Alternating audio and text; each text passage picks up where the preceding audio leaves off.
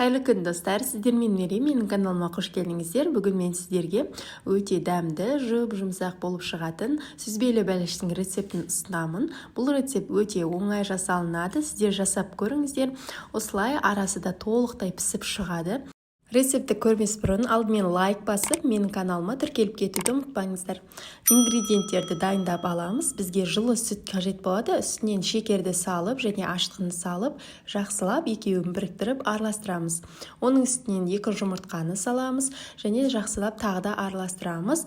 Және ары қарай біз кішкене тұз салып, үстінен ұнымыздың жарты бөлігін саламыз. Жарты бөлігін салғаннан кейін араластырып алып, үстінен ерітілген сары майды құямыз. Оның үстінен тағы да оның барлығын саламыз.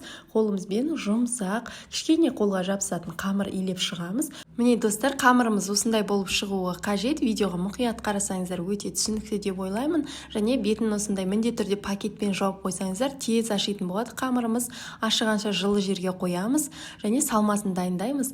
Творогтың үстіне қаймақ, жұмыртқа және 3 ас қасық немесе 4 ас қасық шекер қоссаңыздар болады. Және ең үстінен 2 ас қасық кукурузный крахмалды саламыз.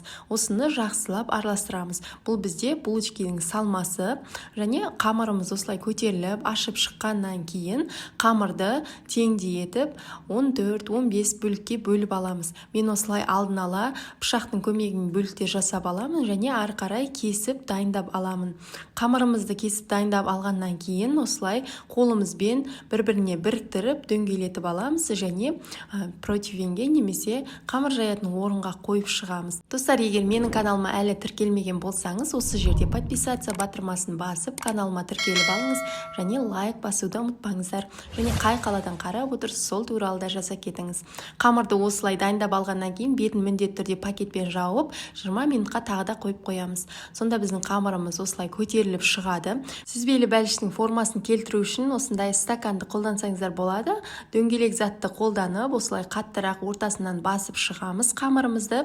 Және басқан кезде кішкене жабысуы мүмкін, қолыңызбен осылай алсаңыздар өте оңай алынады.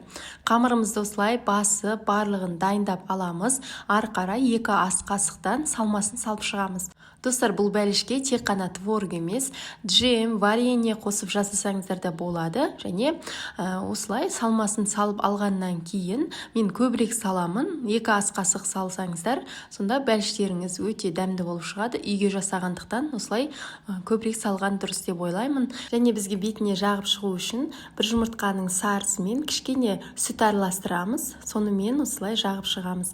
180 градус алдын ала қыздырып алған пеште 25 минуттай пісіріп аласыздар. Осылай қызарып піскеннен кейін аламыз. Біздің бәлішіміз дайын. Міндетті түрде жасап көріңіздер, жұмсақ болып шығады.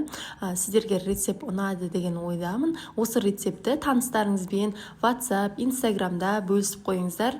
Міндетті түрде жасап көріңіздер. Арасы осылай толықтай пісіп шығады. Салмасын және тағы да көп қоссаңыздар болады. Міндетті түрде осы рецептпен жасап көріңіздер. Бұл бірден ең сәтті шығатын, бір жасағаннан шығатын рецепт.